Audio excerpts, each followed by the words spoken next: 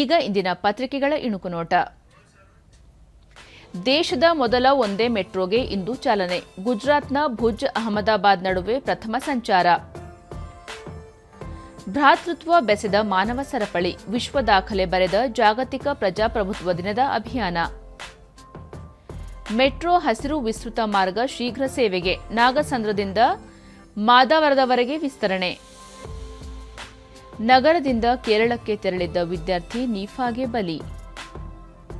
Duleep trophy, Bharat A ತಂಡಕ್ಕೆ ಭರ್ಜರಿ ಜಯ. ಇವು ಇಂದಿನ ಪತ್ರಿಕೆಗಳ ಪ್ರಮುಖ ಸುದ್ದಿ. ಉಳಿದಂತೆ ಸರ್ಕಾರಿ ನೌಕರರ ಸಂಘಕ್ಕೆ ಚುನಾವಣೆ ಪ್ರಕಟ, ಸೆಪ್ಟೆಂಬರ್ 17ರಿಂದಲೇ ಪ್ರಕ್ರಿಯೆ. ಆಸ್ಟ್ರಾ MK2 ಪ್ರಯೋಗ 2026ಕ್ಕೆ ಸಂಪೂರ್ಣ. ವಿಮಾನ ನಿಲ್ದಾಣದಲ್ಲಿ ಮಂಕಿ ಪಾಕ್ಸ್ ಪರೀಕ್ಷೆ ಕಡ್ಡಾಯ. ಕಾಶಿ ಹಿಂದಿಕ್ಕಿದ ಅಯೋಧ್ಯೆ, ಮೊದಲ 6 ತಿಂಗಳಲ್ಲಿ 11 ಕೋಟಿ ಪ್ರವಾಸಿಗರ ಭೇಟಿ. ಏಷ್ಯಾ ಹಾಕಿ ಕೂಟ, ಇಂದು ಭಾರತ ದಕ್ಷಿಣ ಕೊರಿಯಾ ಸೆಮಿಫೈನಲ್ ಸೆಣಸಾಟ.